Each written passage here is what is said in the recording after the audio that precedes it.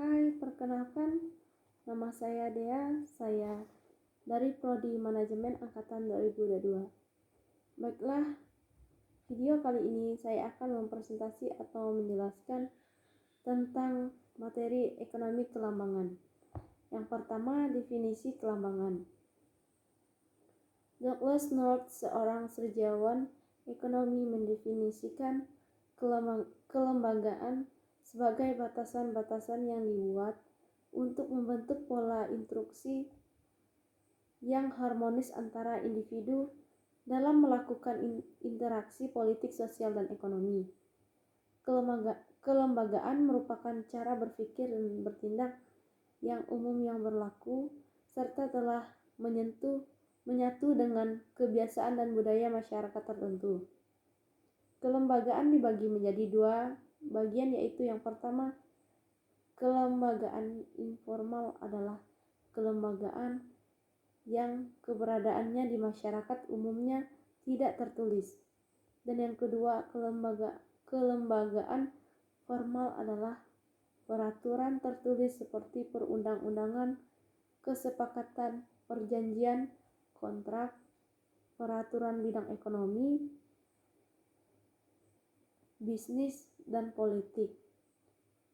Kelembagaan berdasarkan atas proses kemunculannya telah dibagi menjadi dua, yaitu internal dan eksternal. Yang pertama, institusi internal adalah yang tumbuh dari budaya masyarakat seperti nilai-nilai kearifan lokal yang hidup di masyarakat.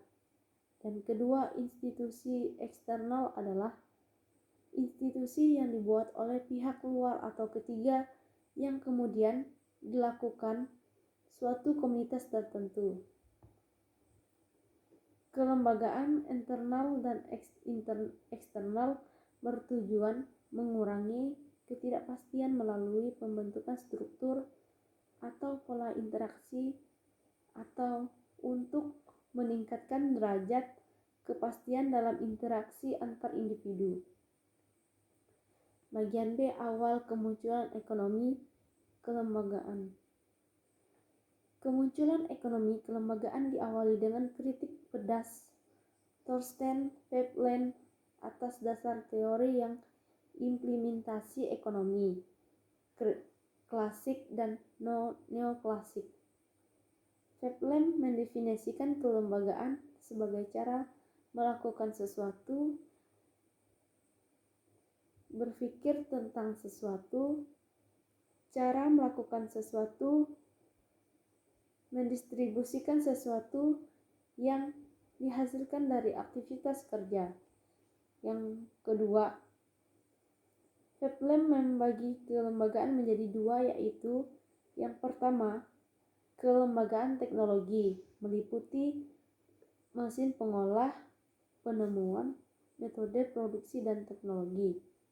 Dan yang kedua, kelembagaan seremonial yang meliputi serangkaian hak-hak kepemilikan, struktur sosial dan ekonomi.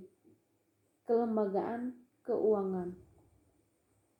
Teknologi merupakan kekuatan dinamik dalam masyarakat yang mempengaruhi karakteristik kelembagaan seremonial. Kelembagaan seremonial bersifat relatif statis dalam arti perubahannya hanya sebagai respon atas perubahan teknologi. Bagian B, neo-institutional economy. Ada dua aliran ekonomi kelembagaan, yaitu yang pertama, ekonomi kelembagaan lama yang lebih banyak mengkritik pendekatan neoklasik. Dan yang kedua, ekonomi kelembagaan baru yang justru memperkaya pendekatan neoklasik. Hukum diterapkan oleh para ekonomi yaitu menjadi 4 bagian. Yang pertama, hukum tentang kelalaian. Yang kedua, hukum tentang kriminal. Yang ketiga, hukum kepemilikan. Dan yang terakhir, yang keempat, hukum tentang keuangan perusahaan. Baiklah, sekian dari video presentasi saya kali ini. Saya ucapkan terima kasih.